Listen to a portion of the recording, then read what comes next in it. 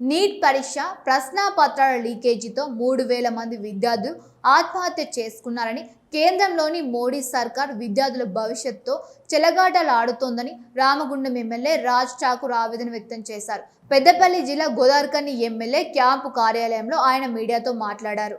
ఉజ్వల భవిష్యత్తు కోసం విద్యార్థులు పోటీ పరీక్షలు రాస్తే లీకేజీ మోడీ ప్రభుత్వం విద్యార్థులను నిలువునా ముంచిందన్నారు.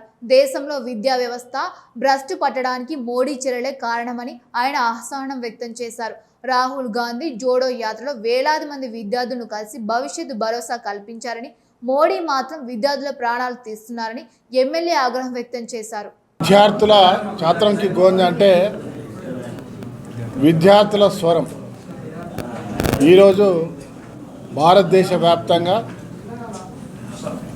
విద్యార్థులు 3,000 మంది అయితే ఆత్మహత్యలు చేసుకున్నారో నీట్ పరీక్షలు లీక్ వల్ల, తర్వాత దేశంలో ఉన్నటువంటి విద్యా వ్యవస్థ భ్రష్టు పట్టడం, అనేక మంది చదువుకున్న విద్యార్థులు రోడ్డుపైకి రావడం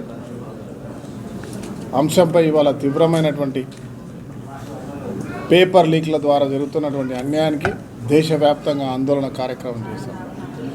రాజస్థాన్ కోటాలో జరిగినటువంటి ఒక సభలో జోడో యాత్రలో కోట్లాది మందిని కలిసిన రాహుల్ గాంధీ గారు, నిరుద్యోగ యువకులు, ఈరోజు జంజీలు దేశ భవిష్యత్తు అయినటువంటి మన బిడ్డల ఆత్మహత్యల పర్వాన్ని ఆపాలి, మోడీ ప్రభుత్వాన్ని గద్దె దించాలి, రాజకీయాలకు అతీతంగా ప్రతి ఒక్కరు ప్రశ్నించాలని చేస్తున్న పోరాటంలో భాగస్వాములు కావాలని అందరినీ పిలుపునిస్తా ఉన్నాం.